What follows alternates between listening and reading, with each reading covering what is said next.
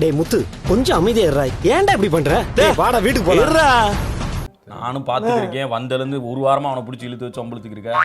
தம்பி தான் என்ன சொல்லி அதோட முட்டை எங்க கிடைக்கும் சார்? அதோட ஆம்லெட் சூப்பரா இருக்கும் சார்.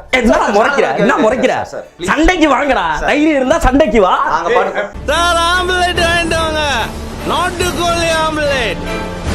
வீட்டுல வேணா பொண்ணோட சண்டை போட்டு பிரச்சனை இங்க வந்து எவங்க காட்ட வேண்டியது அப்படியே ரோட்ல வேணா சிக்கமா அப்படி அடிக்கலாம் பாத்தியா பிச்சு புடுவேன். மீனா தூங்கலையா? நான் வந்தது கூட தெரியாம பூ கட்டிக்கிட்டு இருக்க. டேய் ஏன்டா இந்த பக்கம் வரீங்க? ஏன் இப்படி வரீங்க? ஏன் இப்படி போக கூடாது? சுத்தி போக கூடாதா? இப்படிதான் பூ கட்டிக்கிட்டு இருக்க. எனக்கெல்லாம் தெரியுது, உங்களுக்கு தான் தலைகால் தெரியல போல இருக்கு. போட்டா அவ்வளவு நன்றியோட இருக்கு. மனுஷங்க அப்படி இருக்கீங்களா? ஏன்டா அப்படி இருக்கீங்க?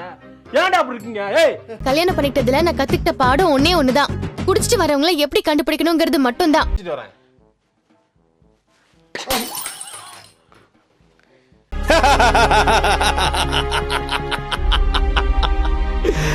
காலையில என்ன விளையாட்டு காட்டுறாங்க, எப்படி எல்லாம் சோதிக்கிறாங்க. பொழுது விடிய விட மாட்டேங்கிறாங்களே ஐயா.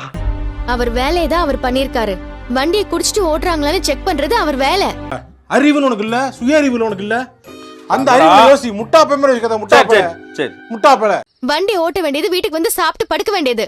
உங்களை யாரு செக் பண்ணதுக்காக அப்படி குடிச்சிட்டு வர சொன்னது? எனக்கு எதிராக போய் நின்னுகிட்டு ஏன் எதிரி கூட நின்னுகிட்டு என்னை தோக்கடிக்கலாம்னு பாக்குறியாடா?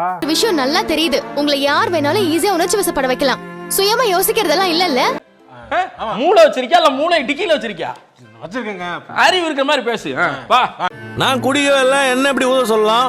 நீங்க ஊதுனா தானே குடிச்சிருக்கீங்களா இல்லையான்னு அவருக்கு தெரியும். ஏமா அவர் பண்ணவே இல்ல. ஜனவரி விளையாண்டுட்டு இருந்து ஊரே பாத்துருக்கு. அப்புறம் திருப்பி நீ பேசிக்கிட்டு இருக்கேன்னு சப்போர்ட்லாம் பண்ணலங்க. அவர் யார் எனக்கு நான் சப்போர்ட் பண்றதுக்கு?